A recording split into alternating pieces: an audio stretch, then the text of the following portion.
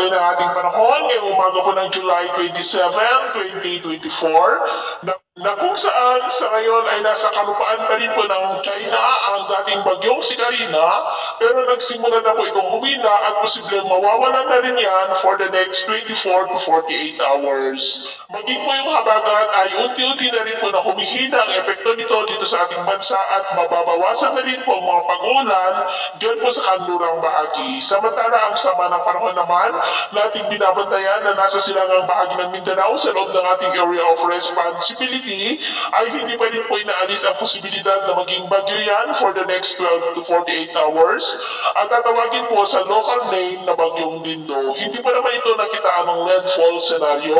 Posibleng mabilis po itong kikilos pataas at susundan po ang dinaanan ng bagyong si Karina. Bukas, posible na yan na magpaulan kasabay ng habagat, lalo na po dyan sa may Southern Luzon, Visayas at Northern Mindanao, maging po silang bahagi ng Caraga.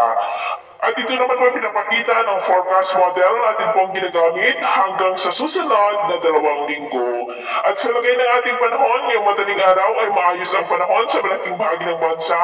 Pero dahil sa habagat ay may mga pag-uulan po dyan sa may Batanes, Babuyan Islands, ilang bahagi ng Palawan, Southern Quezon, Marinduque, Catanduanes, Antique at ilang bahagi ng Aklan. At mamaya ay sisikat na po ang araw sa malaking bahagi ng bansa, pero dahil sa habagat ay maulan pa rin ang kalangitan with isolated rain sa may Batanes, Babuyan Islands, ilang bahagi ng Mimaropa, Southern Quezon, Camarines Norte, at dahil naman sa trough ng sama ng panahon sa silangan ng Mindanao, ay posible pong maulan na kalangitan with isolated rain sa Davao Oriental at ilang bahagi pa ng silangan ng Mindanao. At mamayang hapon, nasahan po natin ang mas mataas na tsansa ng mga pag-ulan sa Southern Luzon, Visayas, Mindanao, Batanes, Babuyan Islands, ilang bahagi ng Ilocos Region, Cordillera, ilang bahagi na lamang po ng Central Luzon at Calabarzon. Kaya ingat pa rin po tayo dahil posible pa rin ang mga banta po ng mga pagbaha at pagguho ng lupa. At sa atin naman po mga baybayin,